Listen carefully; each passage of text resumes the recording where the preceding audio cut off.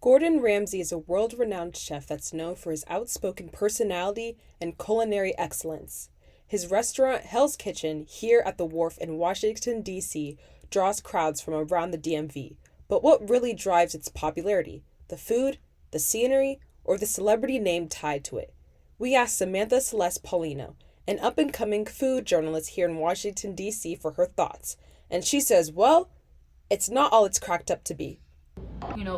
Those who sees it from a culinary standpoint, it didn't really fully hit the mark for me because I'm looking for those details like texture, plating, color, that sort of refinement. And I just didn't see that. And overall, the food itself felt very inconsistent. Some dishes that were definitely solid for sure, but others just felt very underwhelming given the price and the brand name. Right? It wasn't that it was necessarily bad. It was just more so it didn't feel special. Paulino's expertise gives us great insight to how the restaurant stands from a professional standpoint.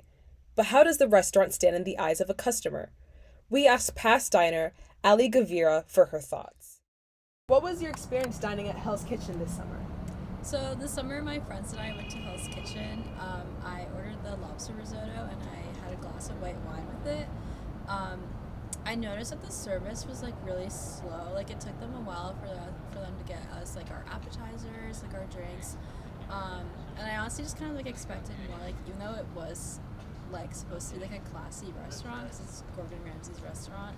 I don't know. It was kind of a little underwhelming. I expected more from it. Our team dug through the restaurant's health inspection reports and found that they failed a health inspection. We asked Paulino and Gavira for their thoughts.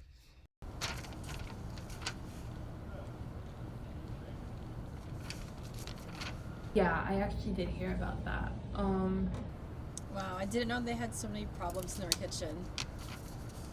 Anytime you hear about health inspections being failed, they aren't optional, they're baseline. So they need to be passed, right? And with a restaurant with that level of visibility and branding behind it fails, it tells me that there are deeper operational issues at play.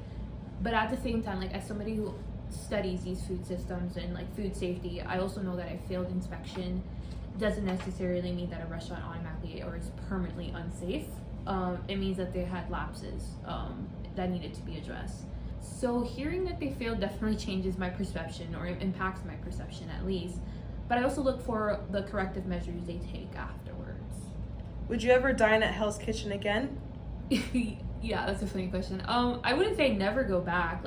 I think it's also more not a place that I'm necessarily running to. Yeah, I mean, with Gordon Ramsay's whole TV personality, I'm used to seeing him yell at people because of their quality of their restaurant, their hospitality. So the fact that he's not living up to his own standards is honestly disappointing.